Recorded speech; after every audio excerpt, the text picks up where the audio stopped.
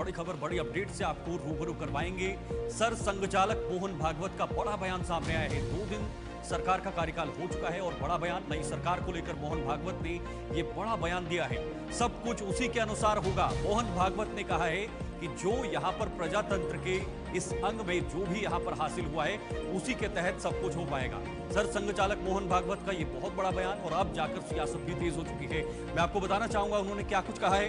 उन्होंने कहा है कि विरोधी की जगह प्रतिपक्ष कहना चाहिए। चुनाव सहमति बनाने की प्रक्रिया है।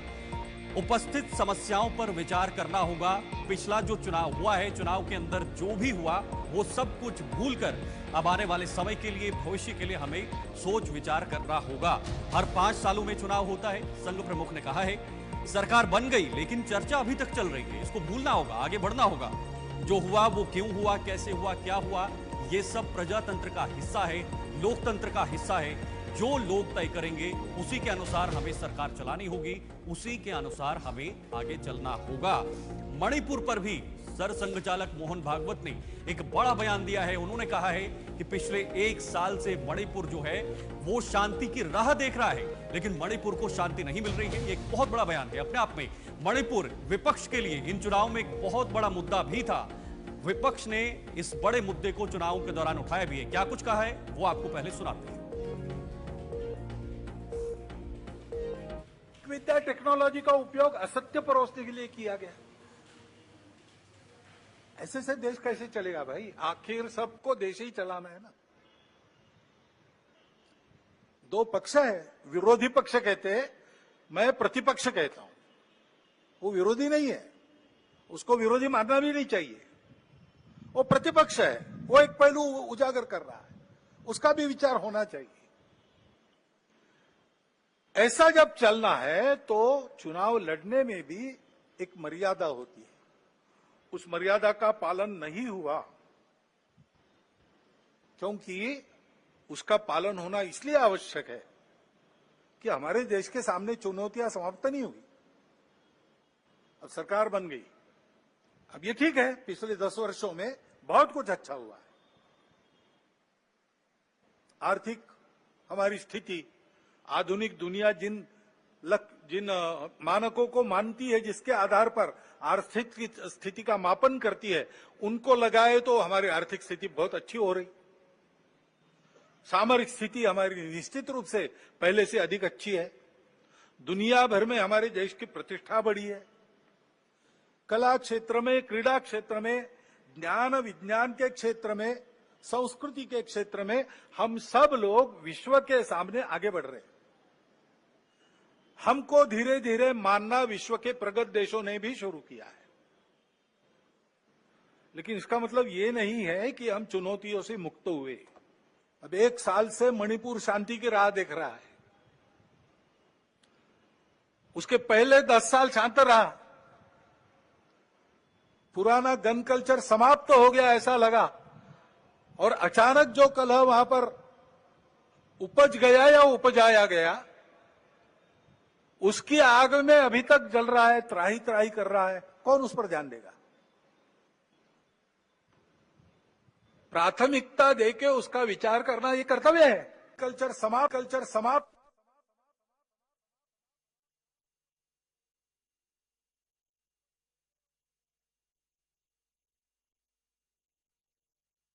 चलिए, हमारे साथ खास मेहमान मुरारी शुक्ला जी आरएसएस से जुड़े हैं, वो हमारे साथ जुड़ चुके हैं और इस बयान के मायनों पर भी बात करेंगे कि आखिर सरकार के गठन के बाद आरएसएस के जो प्रमुख मोहन भागवत हैं उसके इस बयान के मायने निकल कर क्या आते हैं और इसका क्या कुछ इशारा समझा जा सकता है।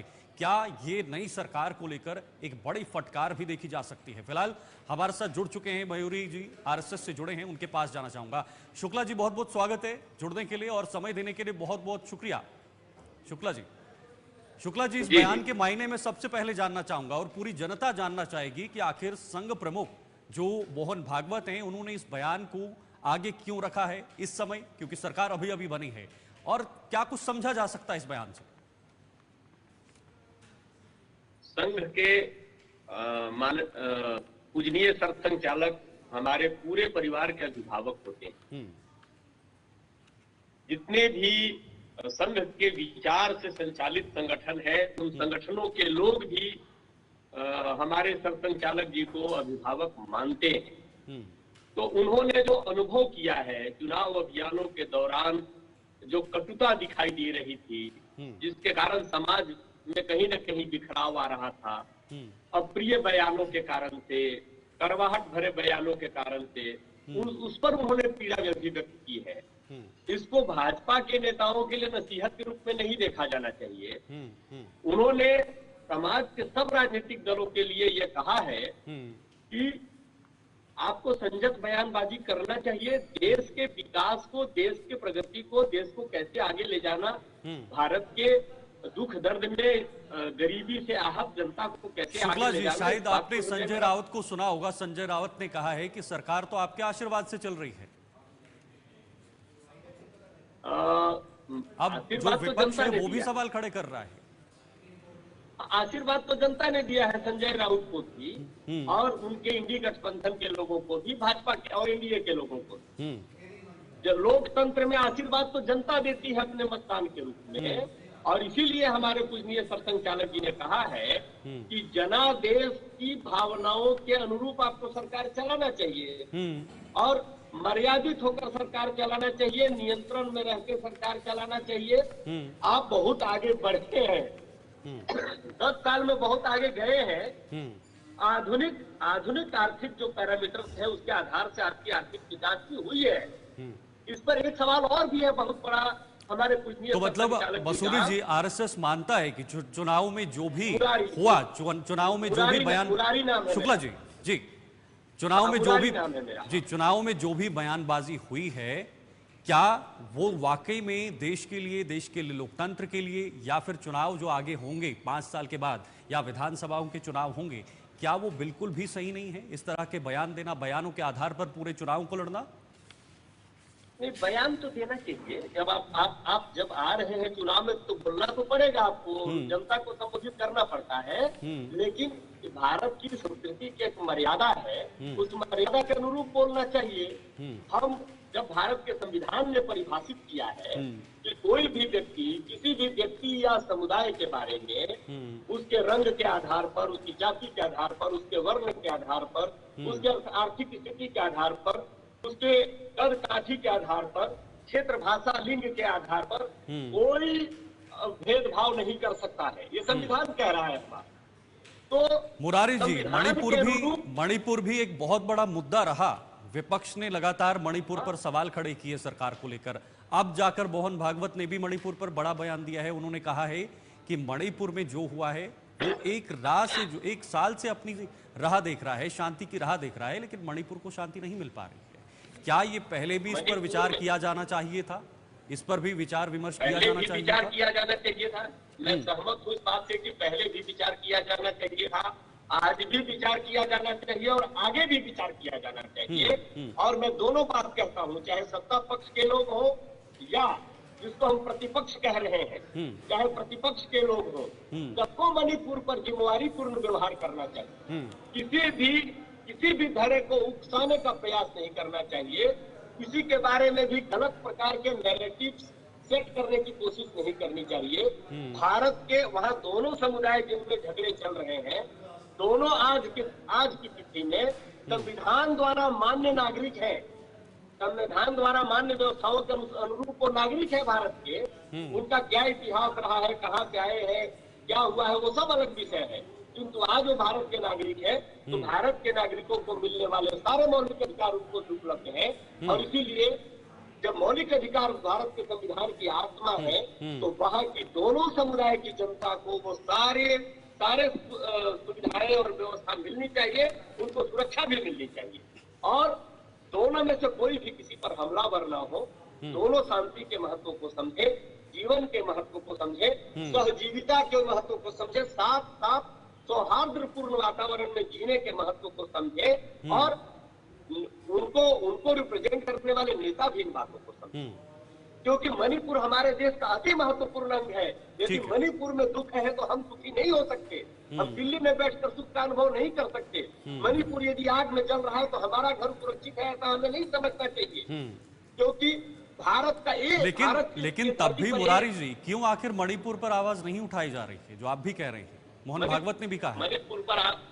मणिपुर पर आवाज जितनी उठी है, जो जो सुरक्षा के पक्ष की आवाज है, जो मणिपुर को सुख शांति की ओर लेकर जाने वाली आवाज है, वो थोड़ी कम रही है।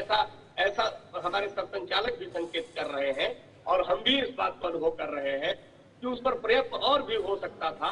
राजनीतिक दलों की अपनी मजबूरियां रही होंगी, हम उस बात को शायद उतना विस्तार में समझते हैं या नहीं समझते पता नहीं, किंतु हमारी भावना वहाँ के लोगों की शांति के साथ है, सुख के साथ है, सौहार्द के साथ है, उनके बच्चों के भविष्य के साथ है, उनकी कन्याओं के कहीं न कहीं सुरक्षा के साथ है, मर्यादा के साथ है।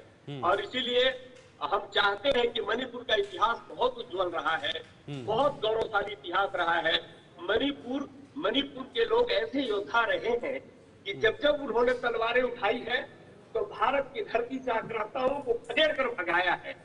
ठीक है, मैं एक और बात, मुरारी जी, एक और बात जानना चाहूंगा। इस बयान का मकसद, इस बयान का जो मायना है, वो समाज के दृष्टिकोण से, हमारे देश के दृष्टिकोण से, हमारे देश में रहने वाले लोगों के दृष्टिकोण से, सियासी दृष्टिकोण से, तमाम तरह के एंगल उठा के देखा जाए तो क्या इसका परिणाम है, क्या इसका पूरा जो कहीं ना कहीं मायना है वो निकाला जा सकता है? इसके संकेत क्या है, वो जरा कम शब्दों में समझाइएगा।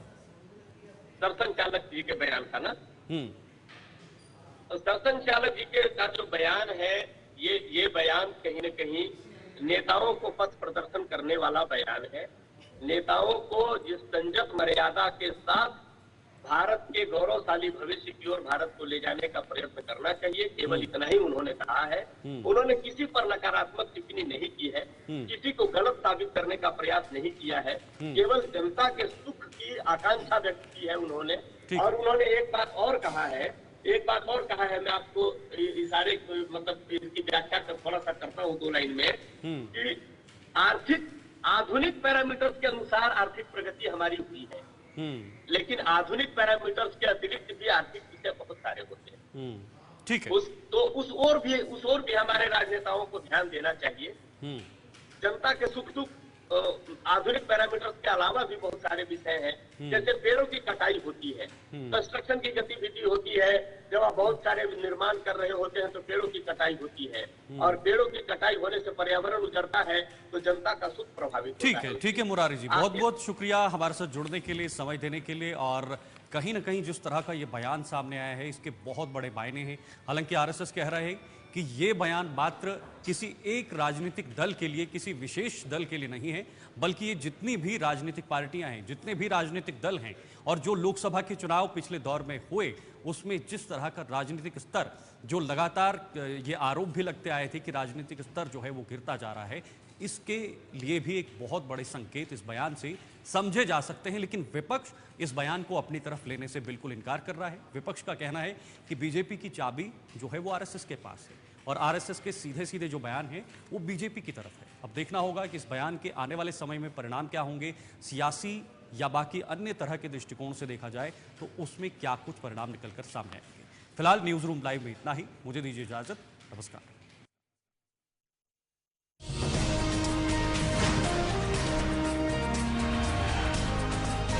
से जिस तरह से मोदी 3.0 कैबिनेट का गठन हो चुका है, आपको बता दें बड़ी जानकारी है। सरकार गठन के बाद मंत्रियों ने अपनी जिम्मेदारी संभाली है। अलग अलग मंत्रालयों के मंत्रियों ने अपना कार्यभार संभाल लिया है, अपना पदभार संभाल लिया है, ग्रहण कर लिया है। और केंद्रीय मंत्री एस जयशंकर ने भी अपना पदभार जो है वो संभाल लिया है। केंद्रीय सुरेश गोपी ने भी अपना कार्यभार संभाल लिया है। तमाम जितने भी मंत्री हैं, 72 मंत्री इस लिस्ट में शामिल हैं, और सभी मंत्रियों ने अपने अपने कार्यभार को जो है, अपने अपने कार्यभार को जो है वो शुरुआत कर दी है। अगले 5 साल के लिए लोगों की सेवा के लिए इस नई सरकार का गठन, और नए सरकार में 72 मंत्रियों के नाम ये बताते हैं कि सरकार किस तरह से बैलेंस तरीके से, और बैलेंस को करने के लिए आने वाले समय में, क्योंकि सरकार जो है वो सहयोगियों के साथ है, ऐसे में इसको बैलेंस करना सरकार का इस वक्त जो है वो कर्तव्य है बीजेपी का, और इसी दिशा में इस वक्त काम हो रहा है। तो आपको बताना चाहेंगे, तस्वीरें आपके सामने, अश्विनी वैष्णव रेल मंत्री, उन्हें फिर से रेल मंत्री बनाया गया है। भूपेंद्र यादव पर्यावरण मंत्री, जिन्होंने अपना कार्यकाल जो है वो शुरू कर दिया है, अपना पदभार संभाल लिया है। धर्मेंद्र प्रधान शिक्षा मंत्री, जो पहले भी शिक्षा मंत्री थे और इस बार भी उन्हें इसी तरह की जिम्मेदारी दी गई है। गिरिराज सिंह कपड़ा मंत्री उन्हें बनाया गया है, और उन्होंने भी अपने ऑफिस, अपने कार्यालय में जाकर अपना जो कार्य है वो शुरू कर दिया है। इधर कीर्ति वर्धन सिंह जो है वो पर्यावरण मंत्री बनाए गए हैं। उनकी तस्वीर भी आपकी टीवी स्क्रीन पर है और उन्होंने भी अपने कार्य को शुरू कर दिया है। और साथ ही साथ मनोहर लाल जो हरियाणा के मुख्यमंत्री रह चुके हैं, उन्हें इस बार कैबिनेट में जगह दी गई है और उन्हें भी मंत्री बनाया गया है। ऊर्जा मंत्री के तौर पर मनोहर लाल इस बार जो है वो अगले 5 साल तक इस सरकार में कार्य करने वाले हैं। एस जयशंकर विदेश मंत्री, पिछली बार भी विदेश मंत्री थे और इस बार भी एस जयशंकर को विदेश मंत्री का जो पद है वो दिया गया है। सुरेश गोपी जी, पर्यटन राज्य मंत्री की जिम्मेदारी सुरेश गोपी के हाथ में दी गई है। पर्यटन राज्य मंत्री के तौर पर इस नई सरकार में जो है वो काम करने जा रहे हैं। ऐसे में तमाम कई सारे मंत्री हैं जिन्होंने अपने अपने जो पदभार हैं वो ग्रहण कर लिए हैं और इस नई सरकार में शपथ ग्रहण के बाद अब आने वाले 5 साल के लिए जो है वो कार्यभार शुरू कर दिया है। तो आपको बताना चाहेंगे इस लिस्ट में कम नहीं बल्कि 72 ऐसे नाम हैं जिसे मंत्री बनाया गया है। कुछ कैबिनेट मंत्रियों की लिस्ट में शामिल है, कुछ राज्य मंत्री की लिस्ट में शामिल है और कुछ मंत्री ऐसे हैं जिन्हें स्वतंत्र प्रभार दिया है और कुछ ऐसे भी मंत्री हैं जिनका मंत्रालय रिपीट किया गया है और कुछ ऐसे मंत्री हैं जिनको पिछली सरकार में भी मंत्रालय मिला था, इस सरकार में भी मंत्रालय मिला है। लेकिन कुछ ऐसे भी चेहरे हैं जिन्हें इस मंत्रिमंडल में जगह नहीं मिली है और उन्हें इस मंत्रिमंडल से बाहर रखा गया है।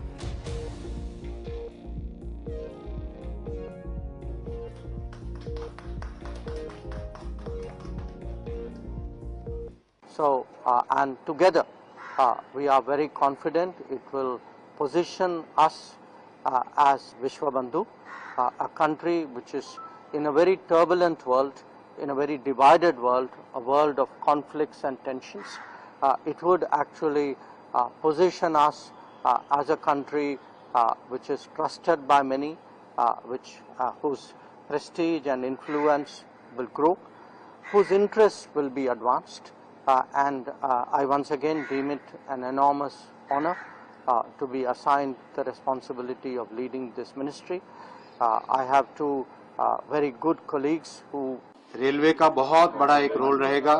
आप जैसा जानते हैं पिछले 10 वर्षों में प्रधानमंत्री श्री नरेंद्र मोदी जी ने रेलवे में बहुत बड़े सुधार किए हैं। रेलवे का इलेक्ट्रिफिकेशन हो, नई पटरियां बनानी, नए तरह की ट्रेन्स लानी, स्टेशंस का रीडेवलपमेंट, ये 10 वर्षों की प्रधानमंत्री श्री नरेंद्र मोदी जी की बड़ी उपलब्धियां हैं। और रेलवे को एक इसलिए फोकस पे रखा है प्रधानमंत्री जी ने क्योंकि रेलवे साधारण नागरिकों की, आम नागरिकों की सवारी है और अपनी देश की अर्थव्यवस्था की एक बहुत मजबूत रीढ़ की हड्डी है। इसीलिए रेलवे पे बहुत फोकस है। मोदी जी का भावनात्मक संबंध है रेलवे के साथ। इसी विजन को, प्रधानमंत्री जी के इसी विजन को जो पिछले 10 सालों में ट्रांसफॉर्मेटिव विजन रहा है, इसी विजन को आगे इम्प्लीमेंट करने की जिम्मेदारी दी है प्रधानमंत्री जी ने। मैं उनका आभारी हूं। हृदय से प्रधानमंत्री श्री नरेंद्र मोदी जी को धन्यवाद देता हूं। प्रधानमंत्री श्री नरेंद्र मोदी जी को धन्यवाद देता हूं। मैं सबसे पहले यशस्वी प्रधानमंत्री श्री नरेंद्र मोदी जी के प्रति आभार और कृतज्ञता व्यक्त करता हूं कि उन्होंने मुझे एक अहम मंत्रालय की जिम्मेदारी पुनः प्रदान करी है। इस जिम्मेदारी को मैं निर्वहन करने के लिए पूरी तत्परता के साथ कार्य करूंगा। पूरी दुनिया में जो पर्यावरणीय संकट है उसके बहुत बड़े एक्शन कार्यक्रम के रूप में माननीय प्रधानमंत्री जी द्वारा ग्लासगो की कॉप में mission life, environment friendly lifestyle, इसका प्रारंभ किया गया था, जिसको आज सस्टेनेबल डेवलपमेंट और जो दुनिया में एक सबसे बड़ा इस समय विषय है mindful consumption rather than mindless utilization, उसको लेकर के mission life, environment friendly lifestyle पूरे दुनिया में चल रहा है। अभी माननीय प्रधानमंत्री जी के द्वारा एक पेड़ मां के नाम, जिस तरह का जलवायु तापमान, बायोलॉजिकल डाइवर्सिटी के चैलेंजेस डेजर्टिफिकेशन ऑफ लैंड के चैलेंजेस जो हैं, उसके लिए एक पेड़ मां के नाम, सभी एक पेड़ अपनी मां के साथ जाकर के जरूर लगाएं। उनकी स्मृति ना हो तो स्मृति में लगाएं, लेकिन धरती मां को हरा भरा बनाने के लिए इसको जिम्मेदारी के साथ करें। और ये भावुक अपील इसलिए भी है कि पेड़ लगाना नहीं, पेड़ को बचाना भी जरूरी है। इस मंत्रालय द्वारा अनेक कदम माननीय प्रधानमंत्री जी के नेतृत्व में पिछले 10 वर्षों में उठाए गए हैं और हम पर्यावरण और विकास इसको साथ साथ लेकर के आगे बढ़ रहे हैं। पिछले साल हमने देखा है टाइगर कंजर्वेशन के 50 साल पूरे हुए, एलिफेंट प्रोजेक्ट के भी 30 साल पूरे हुए, मिष्टी जैसा प्रोग्राम, मैंग्रोव इनिशिएटिव फॉर सी शोर टेंजेबल इनकम प्रोग्राम को शुरू किया गया। उसके साथ ही साथ परिवेश पोर्टल को लागू किया गया। अनेकों विजुअल रिफॉर्म्स के साथ आगे बढ़ने का काम किया गया है। अब देश में टाइगर रिजर्व्स की संख्या बढ़ रही है, एलिफेंट रिजर्व की संख्या बढ़ रही है और सबसे बड़ी बात, पूरी दुनिया में जो रीइंट्रोडक्शन ऑफ चीता हमने किया है, जो एक प्रजाति एक्सटिंक्ट हो गई। और ये सब मुझे नया है, ये मिनिस्ट्री मैंने I was not expecting this ministry, so it's a huge responsibility. So I have to definitely look into the prospects at which my Prime Minister is looking forward to, and what kind of a load he is put on my Minister Puri ji. So after going through all those, the content of the next level of emerging petroleum systems in India, after learning it properly, maybe I will be able to put in my contribution. और तस्वीर आपको दिखा रहे हैं, कौशल विकास मंत्री स्वतंत्र प्रभार जयंत चौधरी को मिला है। चिराग पासवान को भी कैबिनेट में जगह मिली है।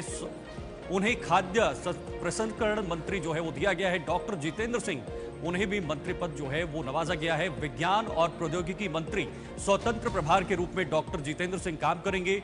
एम मुरुगन को भी इस लिस्ट में शामिल किया गया है। सूचना प्रसारण राज्य मंत्री के तौर पर वो कार्य करेंगे और आज से शुरुआत भी हो चुकी है। संजय सेठ, उनका भी नाम इस लिस्ट में ही। रक्षा राज्य मंत्री रहेंगे और केंद्रीय मंत्री राजनाथ सिंह हैं जो रक्षा मंत्री हैं।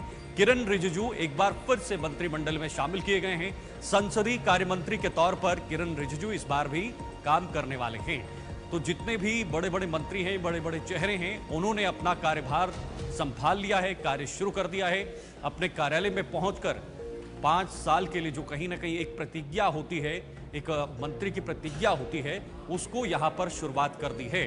तो जयंत चौधरी हो, चिराग पासवान हो, डॉक्टर जितेंद्र सिंह हो या बाकी अन्य मंत्री हो, संजय सेठ हो, एम मुरुगन हो, किरण रिजिजू हो, ये तमाम मंत्रियों ने अब अपना अपना जो कार्य है वो शुरू कर दिया है। इससे पहले भी हमने आपको दिखाई अलग अलग तस्वीरें, जो बड़े बड़े मंत्री हैं उन्होंने भी अपना कार्यभार जो है वो शुरू कर दिया है। सुरेश गोपी ने भी अपना कार्यभार संभाल लिया है। अन्य मंत्रियों, जितने भी मंत्री हैं, 72 मंत्री हैं, जिसमें प्रधानमंत्री मोदी और उनके साथ 71 मंत्री कंधे से कंधा मिलाकर चलेंगे।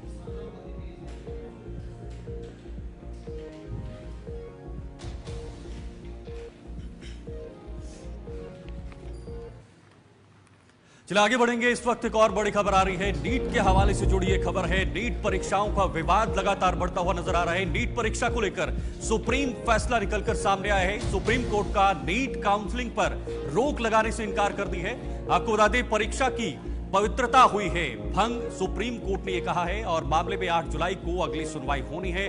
अब नीट की परीक्षा, एक बहुत बड़ा विवाद देश के अंदर बनते हुए नजर आ रहा है। नीट परीक्षा को लेकर सुप्रीम कोर्ट का बड़ा फैसला, सुप्रीम कोर्ट का सुप्रीम फैसला निकलकर सामने आया है। सुप्रीम कोर्ट का नीट काउंसलिंग पर रोक लगाने से इनकार कर दिया है। परीक्षा की पवित्रता भंग हुई है, यह भी सुप्रीम कोर्ट ने कहा है। अब मामले में 8 जुलाई को अगली सुनवाई होनी है। तो नीट परीक्षा पर कई सारे सवाल खड़े हुए थे। हालांकि एनटीए की तरफ से सफाइयां भी दी गई थी कि इसमें कोई गड़बड़ी नहीं है, किसी तरह की दिक्कत नहीं है। लेकिन 67 ऐसे विद्यार्थी हैं जो नीट में इस बार एक यानी टॉप पर जो है वो स्थित हैं, यानी 720 में से 720 अंक 67 विद्यार्थियों ने जो है वो हासिल किए हैं। 67 ऐसे अभ्यर्थी इसमें थे, परीक्षार्थी ऐसे थे जिन्होंने 720 अंक प्राप्त किए हैं और इसमें 718, 719 वाले जो लोग हैं वो भी शामिल हैं। ऐसे में जो बाकी अन्य अभ्यर्थी हैं वो भी कई सारे सवाल खड़े कर रहे हैं कि आखिर 717, 718 या 719 जो अंक हैं वो नीट में कैसे मुमकिन हो सकते हैं, क्योंकि उसमें नेगेटिव मार्किंग होती है और नेगेटिव मार्किंग के जरिए एक जब सवाल जो है वो गलत होता है तो उसके 4 नंबर उसके कट जाते हैं। तो ऐसे में 718, 719 भी एक अपने आप में विवाद है। उसको लेकर जो जितने भी इसमें पीड़ित हैं वो सुप्रीम कोर्ट का जो है वो रुख कर चुके हैं। सुप्रीम कोर्ट तक ये पूरी बात पहुंच चुकी है और सुप्रीम कोर्ट ने फिलहाल अपना सुप्रीम फैसला भी सुना दिया है। मामले में 8 जुलाई को अगली सुनवाई होनी है। अगली सुनवाई में इस पूरे मामले को लेकर, इस पूरे घटना को लेकर, इस पूरे प्रकरण को लेकर अगली सुनवाई में क्या कुछ निकलकर सामने आएगा इस पर सबकी नजरें बनी रहेंगी। लेकिन जिस तरह से हमारे जो भविष्य हैं, हमारे जो आने वाले समय के डॉक्टर्स होंगे जो कई सालों से इसकी मेहनत में लगे हुए थे, उनके साथ ये अपने आप में बहुत बड़ा खिलवाड़ है और इस पर कैसे रोक लगाई जाए, इसको कैसे सही दिशा में लिया जाए, यह भी देखना होगा कि सरकार इस पर क्या कदम उठाती है। सरकार ने जरूर इस पर जो जांच की टीम है वो भी बनाई है, एक कमेटी गठन की गई है और इस कमेटी किस तरह से कार्य करेगी, आने वाले समय में इस पर कैसे जांच पड़ताल होगी, कहां कहां पर धांधली हुई है या नहीं, पेपर लीक हुए हैं या नहीं। अगर पेपर लीक नहीं हुए तो ग्रीस मार्क्स का जो एक बड़ा मुद्दा है, कैसे उन मार्क्स को जो है वो कुछ संस्थानों में दिया गया है, कुछ विद्यार्थियों को, कुछ अभ्यर्थियों को दिया गया है। तो ऐसे में सवाल यह उठता है कि अगर ग्रीस मार्किंग हुई है तो वो किन किन संस्थानों में हुई है, उन्हें चिन्हित किया जाए, उन्हें जो है वो बाहर निकाला जाए और उनका नाम भी बाहर रखा जाए, ताकि सबको पता लगे कि जो ग्रीस मार्किंग इस नीट की परीक्षा में हुई है वो किस आधार पर हुई है, किस खाते में हुई है, किस किस को इसके मार्क्स, इसका फायदा जो है वो पहुंचाया गया है।